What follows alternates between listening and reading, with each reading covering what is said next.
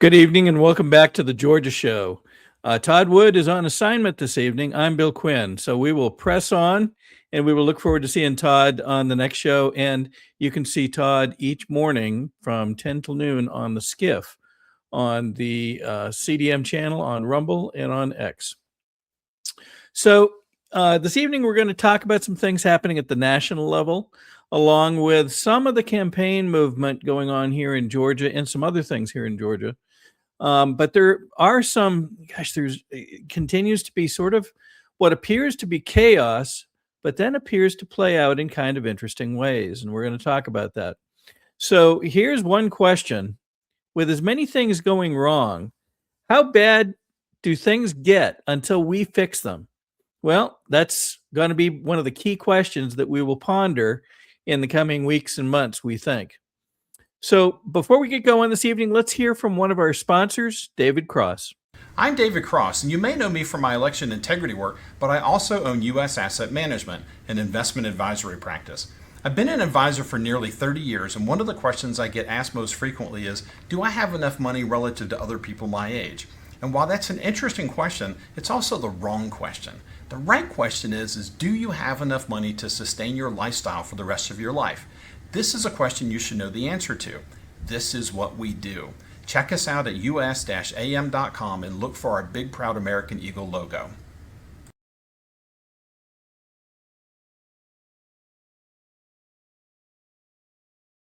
All right. So one of the things I want to remind folks is this is election season, and we are a media outlet, and we have quite a big reach these days. And so folks are coming to us asking us to carry their ads so that they can reach the public. We are doing that. That does not constitute an endorsement or an agreement or anything else with any particular candidate's standards or platform. So we want to make sure we say that. So the net, don't confuse us running an ad with endorsement or support for any given candidate, please. All right, as we press on, we've seen some interesting things just today even. There was a report by Glenn Beck, and he was backed up by Representative Tim Burchett. Now, if you followed Tim Burchett, he is one of those guys. He is a House member from Tennessee and is one of those guys that seems to tell it pretty much like it is. And so we wanted to play this. It's a fascinating short dialogue between Glenn Beck and Tim Burchett. And as we learn more about the deep state corruption that has gone on to try to first stop Trump from gaining office, even back in 2016, but then to get him out of office, both in his first term and perhaps some of the shenanigans we're seeing even now. There does appear to be this undercurrent of deep state corruption that is flowing in the background, trying to make those bad things happen. Let's hear what Glenn and Tim had to say. Floor you. If you haven't heard the news, it's going to floor you, America. Apparently, that whole impeachment process was dirty. That everybody was lying, everybody was involved, and they had nothing. They had nothing. They manipulated the system. And Alan Dershowitz is coming out today saying, for the first time in American history, this can now be expunged from the record. This was so bad that it should be expunged from the record. Again, nothing's going to happen. Nobody's going to go to jail for it. But I mean, how much trouble are we in, Congressman, when this can be done and nobody will really pay a price? And I wish you'd call me Tim. I'm sure somebody's going to get a real stern letter written to them, and somebody's going to wag their finger at somebody, and not a dadgum thing will happen to anybody. That is just the way this town is, because everybody's compromised, Mr. Beck. Everybody's got dirt in their background when you get to these higher levels, and they're afraid to do anything. And the gloves need to come off. America needs to see somebody in chains let out of the Capitol building, and it's gone on long enough. I agree with you. I'll tell you, Go ahead. That's I'm sorry to interrupt. I'll call you Tim if you'll call me Glenn. Sorry to interrupt, but that's the lesson that the Republicans need to learn from Hungary over the weekend. They didn't get off the bandwagon of being conservatives. They said the conservatives that are in power will not stop the corruption. We need to stand for the corruption. If it's in our house or somebody else's house, it's got to be exposed, and people have to go. They believe the Republicans now have stopped serving the people. The minute people think you serve yourself and not the people that voted you in, you're done. And that's where the people are. 100%. I couldn't have said it better. This message approved by Burchett for Congress. And look, we have got to call it out in our own house, because if we don't, we become the Democrats. We become something of convenience. And if it costs us the majority for a short amount of time, do it. I think America is ready for it. And that's why one of the reasons America doesn't trust Congress. I always say, everybody, both parties are crooked. Theirs is just a little more crooked than ours. And I think that's the case unless we show America otherwise. And by doing so, we've got to go after our own members and take the gloves off. But it's not just that. It's how do you explain something that is 80% popular with everybody, Republicans, Democrats, independents, and it won't pass the Senate? You're not serving the people. The question is, who are you serving? So it's not just going after your own people. It's about doing the things that the American people want. And if somebody is breaking the law, then that needs to be solved. That has to be, those people have to be punished. We're talking about punishing people now. We can't even agree on punishing people who are killing people, stabbing them 50 times because, they're in a special interest group. Well, the biggest special interest group, quite honestly, is the progressives and all of those who are just milking the system on all sides in Washington, D.C. Those people have got to pay. They have to pay, or we don't have a republic.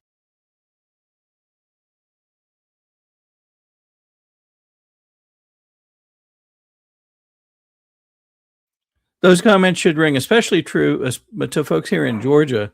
This ability of Congress to forget who they serve and make decisions that serve themselves. Folks go into Congress, make $160,000 a year salary, and end up working, for several years, and all of a sudden there was $60 million. How does that work? Two, things that 80% of the folks want, or at least the majority, and yet we don't seem to be able to get them to pass. Boy, did that sound a lot like this latest legislative session. Everybody wanted to comply with Trump's wish to get rid of mail-in ballots, to go to hand-marked paper ballots, hand counting, and so forth, and we got nothing. Nothing. So what you're hearing from Glenn and from Tim Burchett rests squarely right here in Georgia's arms. These are our problems, not just the nation's. Okay, let's move on to the next thing that hit today, and this comes from Bessent, the Treasury Secretary, and he has some advice for Americans, and it seems like maybe a hint. Not sure. Let's play it. I want to encourage everyone out there watching today to change their withholding if they haven't already done so, because if you change your withholding, then you will get an automatic real wage increase on a weekly or a monthly basis, and you will be able to keep more of your money this calendar year. Fascinating discussion. So Bessent is recommending that folks consider changing their withholding so that they can keep more of their money. Now, most thinking folks and those who have analyzed their tax returns for a number of years probably normally say to themselves, well, I don't want too much withholding because I don't want to just park it with the government for the year and then get my own money back. But he seems to be suggesting that this is a time where everybody should be looking at making a change. One wonders why that would be and how he can make that broad a judgment. Are there more tax cuts coming? They've already enacted some. Are there more coming that we have yet to know about? Tough to tell, but a fascinating recommendation from Scott Bessent as we go forward. All right. So one of the things we said intentional chaos in our title tonight. One of the things that has made people worry over the last few weeks is the situation with Iran and what we're doing, why we're doing it, what it means, and so forth. And yet, as we pointed out in previous shows, no matter what move Trump makes, it always seems to come out right in some form or fashion, perhaps often in ways that are, I'll call them unforeseen patterns that we wouldn't have expected necessarily to see play out. So 3 weeks ago, people are worried about World War III. Now we might need to worry about more dock space in the Texas oil refinery area. So let's see what's going on with the blockade with Iran. There was a blockade that was implemented. We'll show you that first, and we'll get some reporting on what that means and how it's being pulled off. So let's listen to this. Now, so far, so good, apparently. No interdictions to be reported here. I see on this map here, we took a cross-section from a year ago in the Strait of Hormuz and compared it to what's happening between March 31st and April 7th. It's about a week's time. You see that red flow? Looks like a healthy artery coming out of here, the Persian Gulf, around the Strait of Hormuz. And today, you've got a much different picture. I would focus clearly right here on that particular crossing. Remember, that's the area where the bottleneck has been held up in the Strait of Hormuz. I'll advance it one time here and show you a little bit here. Everything you see in green, these are major ports on Gulf countries, Gulf states, so on the left side of the Persian Gulf. On the right side, you've got the main Iranian ports. We've marked 6 here on our map. There's anywhere between 6, 14, up to 32, but these are the major ports now. That's why you've got one up by Karg Island and one here by Bandar Abbas as well. I'll advance it one time and watch this, all right? This is when people talk about these choke points, right? And they're all in the same geographic area, right? Talked a lot about the Strait of Hormuz, a little bit about the Suez Canal, and now this one, the crossing between Yemen and Djibouti. Got 3 major waterways there where you need access for the international economy to flow and flow freely, okay? One more. This is what we think has happened in the last 24 hours. Now, we reported last hour that 3 ships did cross through the Strait of Hormuz today. One was from Panama, one was from the Cook Islands in the South Pacific, one was from Guyana there in the northern coast of South America. These are all considered to be Chinese ships. And this one here in the yellow, this one paused, turned around because of the blockade, and then continued its passage onward. So 4, 5, 6, it's more than 0. Retired Vice Admiral Kevin Donegan's here. So fascinating report. Let's also see if you were on a ship or if you were there in that area of the world, what would you hear on the radio as you approach this, assuming you're on one of these oil tankers thinking about going into the Strait of Hormuz? Let's listen to this. This has announced a formal blockade of Iranian ports and coastal areas. This is illegal action. All vessels are advised to immediately return to port if leaving and discontinue transit to Iran if that is your next port of call. Do not attempt to breach the blockade. Vessels will be boarded for interdiction and seizure transiting to or from an Iranian port. Turn around and prepare to be boarded. If you do not comply with this blockade, we will use force. The whole of the United States Navy is ready to force compliance. The whole of the United States Navy is ready to force compliance. Sounds serious. And so obviously people are concerned about it. But there seems to be an interesting dynamic playing out.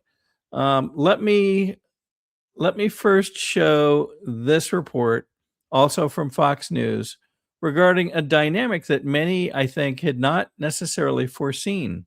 U.S. blockade of the Strait of Hormuz, in effect for nearly 2 hours now. A ship tracking firm reports 121 empty oil tankers are making their way to the United States of America. 68 of those 121 vessels are very large crude carriers capable of carrying 2 million barrels apiece. President Trump has urged countries squeezed by Iran's disruption of the Strait of Hormuz to turn to American energy supplies instead. Well, it would appear perhaps they are obliging him. They are listening to Trump. The president told Fox, quote, China can send their ships to the U.S. China can send their ships to Venezuela, while also saying that empty oil-carrying ships from many nations are all headed to the U.S. to load up. That from the President of the United States. A lot to follow. Fascinating.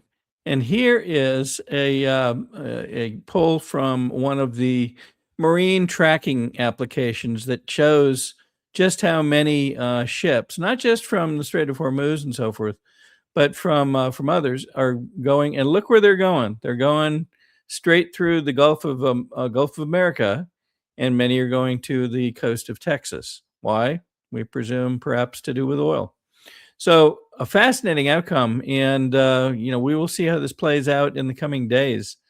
It is really not one of those things that many people had foreseen were going to happen, and certainly happen this quickly. So we'll keep our eyeballs on this. All right, we're going to come back in just a couple of minutes, and we're going to have an interview that Todd Wood was able to have with Burt Jones, candidate for governor of the state of Georgia, currently lieutenant governor. Before we do that, let's hear from one of our key sponsors, Avelo Airlines. A warm welcome here at the National Press Club. Welcome to the journalists, welcome to the Embraer team, and welcome to the other guests that we have here. We're going to announce, and as some of you guessed it right when they came in, the first E2 order by an American operator. And that operator is Avelo. We believe this is really a strategic shift to unlock profitability for the customer. I'm very pleased that we have Andrew Levy here as the CEO of Avelo, and I'm very pleased to give the stage to share a little bit more about what Avelo is going to do with the E2 195. Thank you very much. Couldn't be more excited to be here as part of this historic announcement. We have such a great cultural fit as companies, so we're very, very excited to be Embraer's newest customer. We launched our airline in April of 21, and our target is focusing on small secondary airports of large metro areas. We've carried over 8 million customers since we started on 63,000 flights. And we've done all these things with 1,200 of the greatest crew members I could ever imagine having, and many of them are here with me today. This is the right airplane for us. It's going to open up opportunities for us that no other aircraft can serve. The best thing about the airplane, of course, is you will not find a middle seat on this airplane. It doesn't exist. We won't have any to offer. It's going to be the best cabin in the United States, and we're so excited about that. This is going to elevate our experience to the highest level, and we think our customers are absolutely going to love the airplane. Well, in the case of hydroxychloroquine and ivermectin, these are two medications that have been FDA approved for use in humans for decades. They are very, very inexpensive. Interestingly, available over the counter in almost every other country other than the US and Canada. You can just walk into a pharmacy and buy them like we buy Tylenol in much of the world because they're that safe. And we've known for decades that ivermectin has very strong antiviral properties. It has anti-inflammatory properties, and both ivermectin and hydroxychloroquine are what we call zinc ionophores. They help to move zinc from the bloodstream into the cell, which is where it needs to be in order to fight off a virus.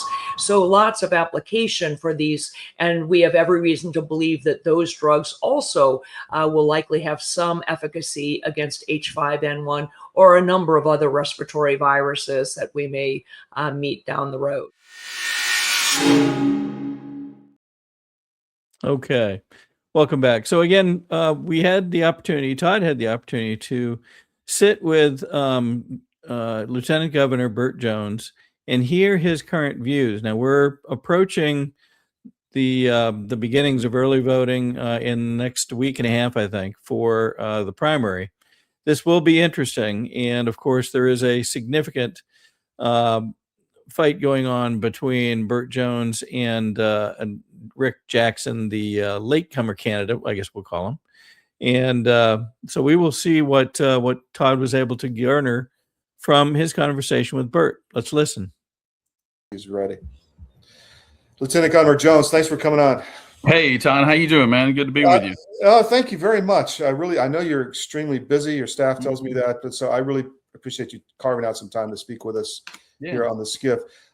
You're running for governor. You're in a knife fight with Mr. Jackson. Tell me, What you've got some pretty big endorsements. Tell me about those, please. Well, yeah, obviously the president of the United States, Donald Trump, has endorsed me, and very excited about having his endorsement. Todd, you know how much weight that carries here in Georgia and all over the country, quite frankly. But yeah, we've got Turning Point USA. I'll be with JD Vance tomorrow in Athens, Georgia. With Erica Kirk, and we're going to be on the University of Georgia campus talking about the Turning Point USA legislation that we had passed earlier this session, and excited about that. But look, majority of the sheriffs around the state, majority of elected legislators from both the House and the Senate, and business leaders from all across the state are on board with our candidacy, and they're on board with it really because they know me and they've worked with me in the past, and they know what kind of person I am, and that I always do what I say I'm going to do, and deliver on even on tough issues. I always deliver for our constituents here and the people of Georgia, and I think that's what's going to carry the day. When everything's said and done, when all the mudslinging and the dust settles and all that mess is over with, all the money that's being spent is insane about the amount of money that's being spent right now, but if he's this cavalier with his money, I'd hate to know what he'd do with the state budget. Well, let me ask you this. I mean, you're well known in certain circles, but others may not know a lot about you. Can you give me the elevator pitch? I mean, what's your background? Why do you think you should be governor? Right. Born and raised in Middle Georgia here, married my high school sweetheart. We've got two teenage kids. I went to the University of Georgia, played football there, and was team captain in 2002. Went to work in our family business, Jones Petroleum Company, which is mostly a retail, wholesale, convenience store chain business, and got elected to the state Senate, just trying to do my civic duty. Obviously, when you're in a small town like I am, a lot of times you get encouraged to run for office for some reason. And I've served in the Senate and enjoyed my time there, and had an opportunity to run for lieutenant governor. And I knew in order to make real changes on taxes and regulation and education and infrastructure, that you need to be in one of those the spots like lieutenant governor or governor. And, I enjoy serving the people of the state of Georgia. I love the state of Georgia. We've had a great run for the last 20 years. I'd like to see it continue. And I'd like to see it continue under conservative leadership. And I think I'm the only one that brings the common sense, business-minded background that also has the legislative experience and knows how to get things done. I'm the only one that brings that to the table. And I'm proud of my track record as lieutenant governor. So you mentioned the legislature. You've had some wins there. Tell me about those, and what are going to be your priorities going forward if you're elected in the legislative area? Yeah, I mean, look, we want to. All 4 years I've been lieutenant governor, we've cut the income tax. All 4 years, I'd like to see us get to zero. We cap property taxes this year. I'd like to see us do more on property taxes to relieve, particularly our seniors and people who are on fixed incomes. That burden of property taxes is real. Obviously, we've worked on health care. Opportunities, access to health care, particularly in rural communities. And I've had successes on that. Education wise, I believe parents should have more control of their kids' education. That's why we passed school choice a couple of years ago. And I'd like to see that expanded. But also, we also want to concentrate on improving public education. You always got to be doing that. It's the biggest line item in your budget, and you've got to see a good rate of return on that. So, and we were able to pass a literacy bill this year to try to combat against this kids, not being able to read and write well, past the third grade. And so we put a lot of resources into that. And obviously an economic engine. Georgia has been the economic engine of the South for quite some time. We'd like to continue to see that growth and continue to spread out the opportunities around the state. So you mentioned the economic growth. Obviously, that's been a big focus of the Kemp administration, is bringing in a lot of corporate, business in different areas and different industries. There's been some controversy with the illegal immigration part of that, and some issues with Hyundai and else. How would you deal with that issue, continuing to bring growth to Georgia, but deal with the immigration issue at all as well? Well, I mean, look, couple of things on that front. Obviously, we're a big agriculture industry, and obviously we do have our immigrant workers, seasonal workers there, but also the thing that happened at Hyundai had more to do with the Department of Homeland Security and their, not being organized enough to get the work visas processed, and that's something I would work directly with the Trump administration on.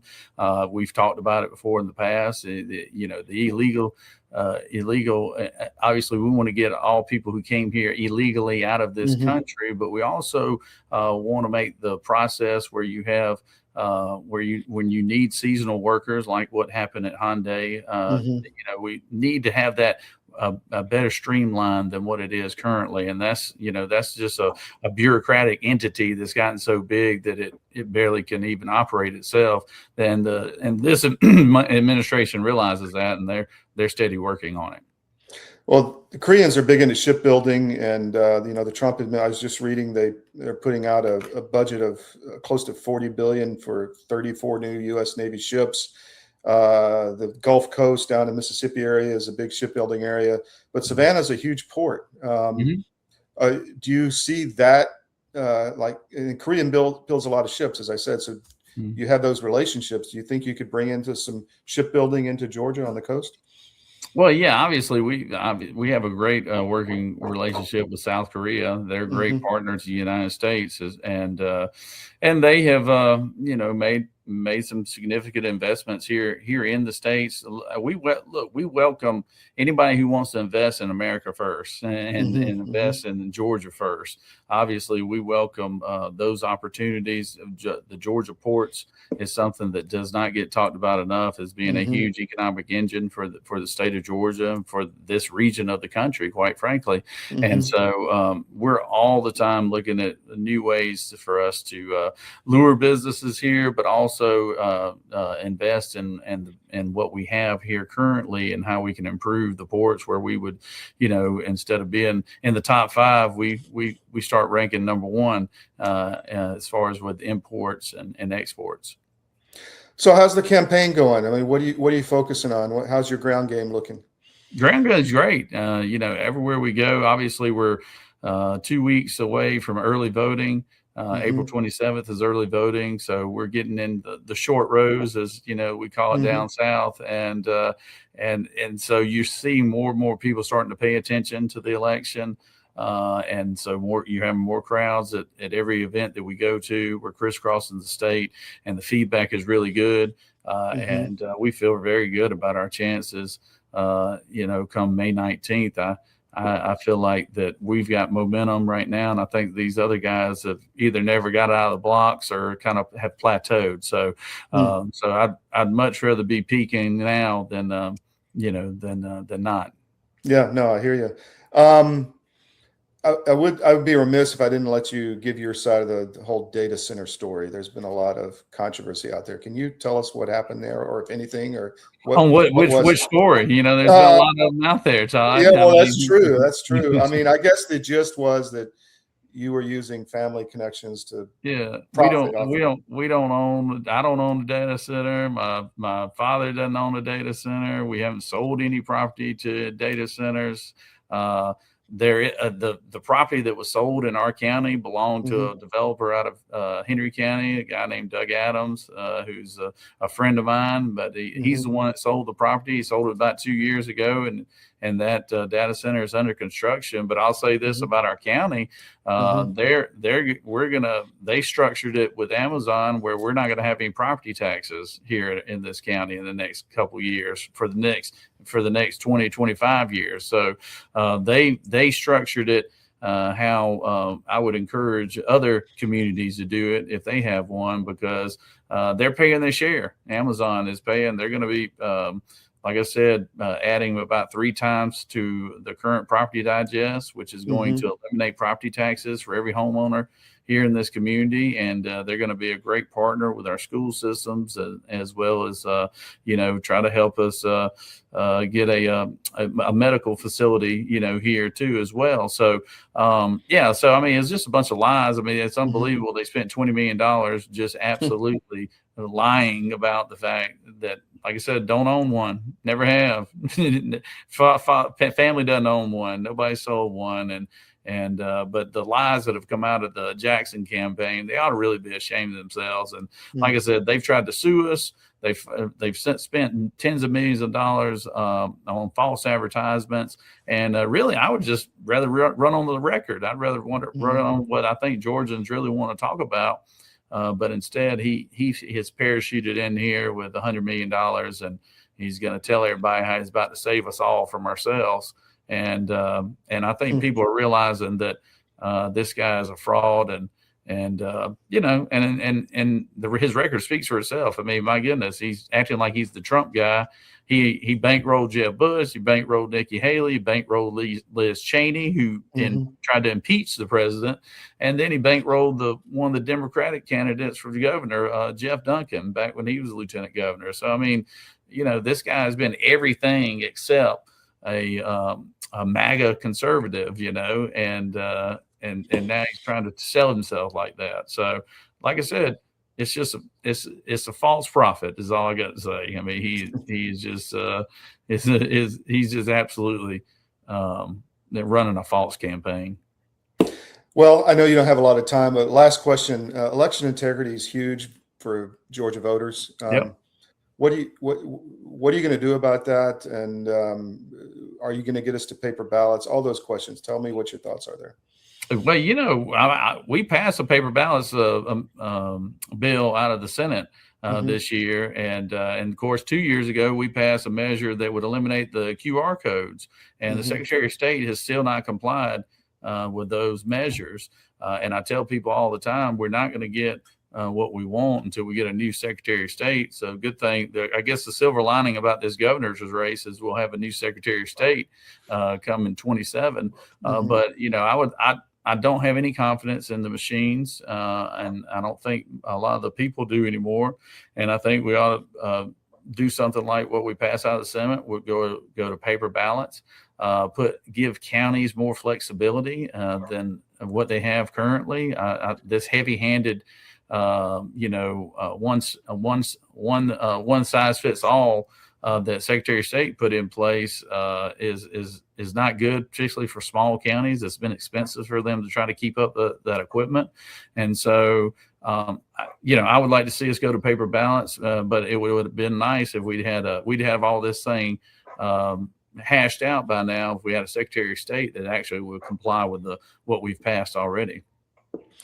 Lieutenant Gov Burt Jones, thanks for coming on. I really appreciate your time, and hope to have you back down the road as the campaign progresses. All right, Todd. Appreciate it. Thanks for having me on. Take care. All right. Take care. So fascinating discussion between Todd Wood and Burt Jones. To hear him talk about it, it sounds as if our election issues should be relatively straightforward to cure. But if you listen to Garland Favorito, to David Cross, to Kevin Mockla, and Jason Frazier, and others, you'll understand that there's more moving parts in this thing than people normally talk about, especially the legislators. There's the organization that can communicate to the Secretary of State's office through a special portal called Firefly. That organization is Gavrio. And members of the various election offices all the way around the state, apparently nearly all 159 offices, can use this thing to communicate, but nobody can see it. Nobody can examine what's communicated on there, and it's captive between the Secretary of State and those offices. We have learned that some members of the state election board have had access to Firefly, but others, even though they've asked, have been denied even information about it and have been denied access. So you can very quickly see there is more to this game than, simply the Secretary of State not complying. Why hasn't he complied? Well, he hasn't complied because he doesn't want to, Why not? Well, that's the key question. We thought since Todd had a chance to catch up with Burt Jones, we'd take a look at the current polling on the race. Now, you'll notice that some of this polling is a bit dated. Let me go ahead and show this. This comes from what's currently up on Real Clear Politics, and it is indicated as their average. They normally assemble the last somewhere between 5 and 20 polls and then modify them together based on timing and other factors, the number of people polled and so forth. This is what they are showing, but I will tell you, and I think we have the data here. If you look at the dates on these, some of them are actually quite dated now. So this shows that Jackson has got about a 4-point lead over Jones. Is that real or is that changed now? Well, we don't know. We do know that people are asking more difficult questions of Jackson than previously had been asked. And I thought we'd play one of them. Brian K. Pritchard had been in attendance at the Banks County candidate event just in these last couple of weeks and was granted a question to Rick Jackson. And it was a pretty good one. And I wanted to play this for you and have you hear it. But here's my question though, because I was researching. You did give President Trump $1 million in December of 2025, but you gave President Trump at that time he was president. In 2016, when he ran, 2020 and 2024, I don't find you giving candidate Trump any money, while at the same time, correct me if I'm wrong, you gave candidate Kemp, candidate Brad Raffensperger, candidate Jeff Duncan, and in the 2024 primary, running against Donald Trump, you gave Nikki Haley money, and if I'm wrong, up to 2 weeks before she got out of the race. So my question is, you did give him $1 million, but why didn't you find money for candidate Trump? Can you tell us that? Yeah, I've already told you. Just like J.D. Vance and Marco Rubio, I was late for the Trump death. I'm not objecting to that. And of course I give the people here. I gave to Jeff Duncan when he was a Republican, not as a Democrat. That was 8 years ago. And I think we all voted on Jeff Duncan. That's a different subject from that standpoint. And I had, in 2015, gave to Jeb Bush and other people. I admit that. I am late to the Trump train, but nobody supports it more than I do now. And by the way, I met him at Mar-a-Lago. He's forgiven me for doing this. So I think if he can forgive me, hopefully you can. Okay, so basically, I think the answer was yes, you're right, but he's forgiven me. So, I don't know how that lands with the people of Georgia. We will probably see in the coming days. I think there's going to be more people asking those kinds of questions, and we'll see how folks fare as those things land at these candidate events. They are heating up. There's been several this week in areas all over North Georgia and really around the state. And they will continue as we progress toward the early voting in the primary. Let's take a look at a little bit more polling that we pulled up earlier. This is for governor, as we said. The Democrat primary poll, this comes from the New York Times, and is showing Bottoms solidly in the lead, and it looks like she's been there for a while. There are other candidates. I think there's several other candidates in the race, but she seems to have a relatively commanding lead. Don't know whether that's going to be enough to get her through the primary clean or whether there'll be a runoff, but we will watch that and see. Here is the Senate primary. Republicans, on the Republican side, Collins seems to have a relatively strong lead, but we did notice that when you line those numbers up with Collins versus Ossoff, the picture is not as strong, and we wonder what that might mean. That seems surprising. So Mike Collins is running a good primary campaign, but does he have the horsepower to make it through the general campaign should he get the nod during the primary. I guess we're going to see, and there'll be a lot more analysis on this as we go forward. Here is one thing that we saw just in the last couple of days. Burt Jones did propose a paper ballot fallback in the Georgia election mess, and apparently did this in concert with his appearance at the Turning Point event. You heard him mention that in his conversation with Todd Wood. Now, we wanted to delve just a little bit deeper into this event because we saw some interesting reporting on it from, of all places, the AJC, but that's fine. If they bring forward facts, we'll take a look at them. And so here is Burt Jones' own post talking about, his appearance at this event in Athens. And it's a Turning Point USA rally. And then he says the full speech. We found it a little interesting. Perhaps they misposted this, but he calls it full speech. It's 4.5 minutes long. Spent more time with Todd Wood than that. So perhaps there's more to become. If they need to post more to get the whole speech in there, then we hope that they will do that. And we'll be happy to repost this just to clarify it. We also looked at this. Now, Greg Bluestein with the AJC posted this picture. This is of the event. And we don't know the timing. This might have been early. But the event venue is the Ford Arena there in Athens. And we asked Grok to look up the capacity and do an estimate of the number of people in attendance at the event here. And Grok estimated that, first of all, the full attendance for what's, if you do a hockey game where you're going to use the floor, is about 5,000. You can get 8,500 in if you fill the floor with seating. So they clearly did not fill the floor with seating, although there is some. So Grok did some math and estimated that there were 650 to 900 attendees there.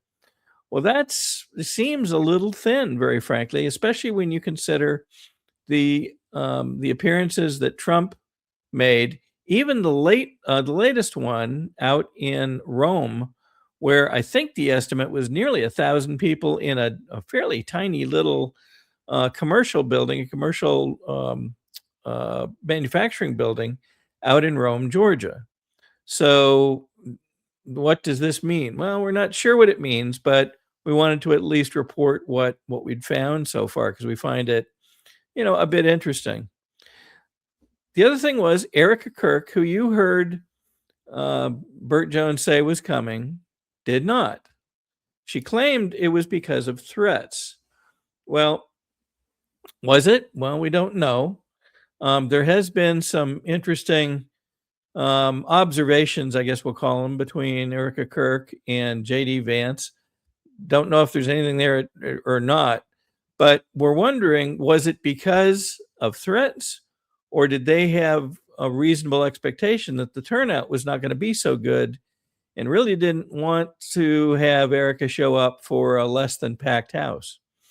Again, we don't know, but the question that many are coming to us with is, has the tide turned on Turning Point? And again, we really don't know there. And there's one of their moments in the last months as they shared events. All right, we have talked a number of times in past weeks and months regarding the emergence of alternative forms or alternative uses even of ivermectin, fenbendazole, and mebendazole as agents to treat a number of things, but most importantly, cancers. And so we wanted to share another video that came out from Nick Hulscher in these last few days. Bear with me for a moment. And have you hear what he has to share, because it continues to be gaining momentum in the public eye. And we want to make sure people have a chance to know this, learn it, and consider it for their folks. We do not give medical advice, as you know, but we do want to bring out information and guide you to where you can find folks that are qualified that might be able to advise on these other agents that are coming out and having more information published on them. So here is Nick Hulcher's comments. It's the largest human cancer study with these antiparasitics. So what we had about 200 cancer patients prescribed ivermectin and mebendazole. About half reported either cancer disappearance or tumor regression, tumor shrinkage, and about 36% reported to have their cancers stabilized. So that is a 84.4% clinical benefit ratio, absolutely huge. There's over 100 preclinical studies, so laboratory and in the animals, of ivermectin, mebendazole, fenbendazole, and cancer. There are over 12 distinct anti-cancer mechanisms across more than 12 cancer types with these antiparasitic compounds. And there's three key ones. One is ivermectin targets cancer stem cells. Chemo does not get rid of those. Those are the source of some of these cancers that keep them, they basically cause reoccurrence of cancers, even if you appear to eliminate them. So you want to get rid of those. Ivermectin appears to in the laboratory studies. It also, mebendazole disrupts what's called microtubules. This is critical for cell division in cancer cells. So you cut that off, these cancer cells will have a hard time to divide.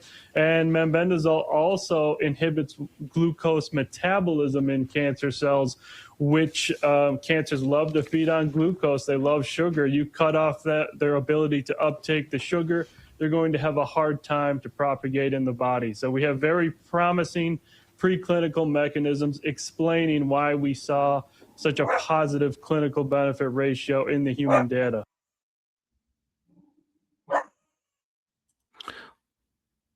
One of the most promising things that I heard in Nick's comments were the words disappearance of cancer. That's an amazing outcome. And having had a number of folks in my own family that suffered various types of cancer, it sounds so promising that there might be anything found that could get in a study a number of patients to that level. And indeed, he specifies that 84% achieved either stabilization or improvement or disappearance. That's amazing. So again, we recommend you follow Nick Hulcher on X. We recommend you follow the McCullough Foundation, also on X, and Dr. Peter McCullough himself. And from there, you will find the Substacks and other things where they publish their most interesting findings. All right, we're going to jump backwards just a little bit because I wanted to talk about one of the other races and look at it from a money standpoint. We're starting to get some of the state races more contentious now as we get closer to the primary. And for example, in District 1, you've got a number of candidates all running to fill the seat that will be vacated by Buddy Carter because Buddy has chosen to run for Senate. Well, here's where things stand in terms of money, according to the latest reports. Now, again, we're dealing with a little bit dated information. You'll notice that some of these reports go all the way back to December. So things will have changed, and they will likely need to be refiling under the new timelines shortly if they haven't already. But this is what Grok and the FEC were able to develop for us. So here you have these particular 5 candidates. So James Kingston, Brian Montgomery, Krista Penn, Candace Taylor, and Eugene Yu. And if you look at the amount raised, it's a very skewed picture. James Kingston seems to have raised about 1.6 million, still has most of it in cash on hand, at least according to the report that was published at the end of December. Yes, we're a few months in, and yes, that may have changed, but what we will see as new reports come out. But what's more interesting is the fact that the others are so far behind. It makes you wonder whether the U.S. Seat is one of those that, you simply have to have a certain amount of money to be able to make a viable race for that seat. So we will see. We will recall that in previous years, a number of candidates have had trouble keeping up with other contenders because they did not have always the right resources. So we will see how this plays out. All right. So one of the questions that we've posed in the past is, given all the challenges, given all the things that we have up against us, both here in Georgia and around the country, what is it going to take? It kind of goes back to the way we started the show. When you've got so many things working against you, what is it going to take for things to change? We're going to come back to this and talk this through a little bit and give you some other examples in just a moment. Let's play another couple of sponsors while we got a moment. Pay to play, shady land deals, and a rigged gambling law. Career politician Burt Jones made a fortune in public office, but it gets worse. Jones blocked the legislation to stop the sale of illegal Chinese vape pens in Georgia. Now, instead of following Trump's order to stop, the Jones family is selling the same deadly addictive Chinese vapes that Trump banned in their gas stations. Career politician Burt Jones. Corruption, it's what he lives and breathes. If you haven't noticed, gold has reached a new high, all-time highs actually, and keeps going up every day. Why is that? It's because precious metals are a long-time historical store of value. And if you own a portfolio and you have assets in the fiat currencies, i.e. stocks, bonds, cash, or whatever, you're vulnerable to hyperinflation, which is coming as our debt explodes another trillion every 90 days. It's really scary. So how do you protect yourself? Go to Advisor Metals. If you look on any of our CDM.press sites, about halfway down, there's an ad for Advisor Metals. Click on it, fill out the form for your contact info, and Ira Bishotsky will contact you and talk to you. It's an easy conversation. There's no sales pitch. He's completely verified by us. He has a regulatory background we've checked into. We've checked with his bankers. We've checked with his IRA custodians for metals, and we can highly recommend Advisor Metals and IRA. So go to Advisor Metals. If you call them directly, tell them we sent you at CDM, and he'll definitely take care of you. But protect your portfolio because you really need to. It's coming. Thank you. Okay, so again, when we consider this caught my eye today. MJ Truth brought out this post from, I guess it's some months ago now. But remember when President Trump retruthed a scene from the movie Nuremberg? It seems very interesting, especially as we learn more about what we started the show with, the fact that so many things were constructed against Trump. But if it's against Trump, is it against us? Is it against the country at the same time? And if so, what are the measures that would need to be taken to deal with that? How many people were involved? Where are they? How are they involved? And so forth. And as more comes out, which I think we will see and are seeing based on the report that we started the show with, this is a question we've got to start again pondering. What is it going to take? And what would be other signs that things are really in troubling condition? Well, remember these truth posts that President Trump brought out, some all the way back to last year. All roads lead to Obama. Retruth if you want public military tribunals. That seems like an outlandish thought. But at the same time, when certain other things are happening, would that be the only course that might be viable given other things we're seeing? On the right, you say, we know who was responsible for Iran's nuke program. Remember that during his term, Obama sent billions, both in hard cash, as you can see him pictured next to stacks of hard cash that he put on planes and sent over to Iran, but also released their assets, which had previously been frozen, and released hundreds more billions to them. And then who knows what else we're going to learn in the coming days. Also, what happens when courts imprison innocent people to hide the truth? You've seen me speak with Peter Tickton, the lead attorney for Tina Peters, on a number of occasions. And those conversations have frequently centered around the fact that Tina did nothing wrong. She fulfilled her duty under federal law to protect the sanctity of the information associated with a federal election. She did what she thought she needed to do to protect that. And indeed, that was proven to be needed because Jenna Griswold, the Secretary of State, sounds familiar, huh?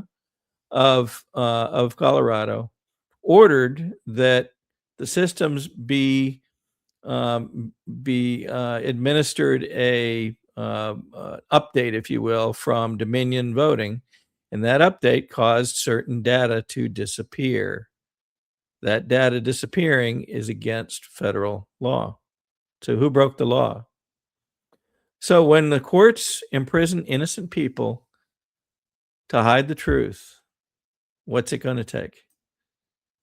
When legislatures won't fix flawed election laws, we just closed the legislative session, and almost to a person, everybody believes that we could have gotten to a point where certain things in our elections could have been fixed, but we're not. Why not? You know, excuses about people leaving early, excuses about, one particular senator or House member didn't agree with something detailed in it. That doesn't respect nor represent the will of the people. All the way back to 2021, I believe it was, maybe early 2022, 65% of the people in Georgia, according to Rasmussen at that time, believed we had an issue and have an issue with our elections. Why would this not have action taken against it? How could it possibly be overlooked? And the answer is, there is no answer to that.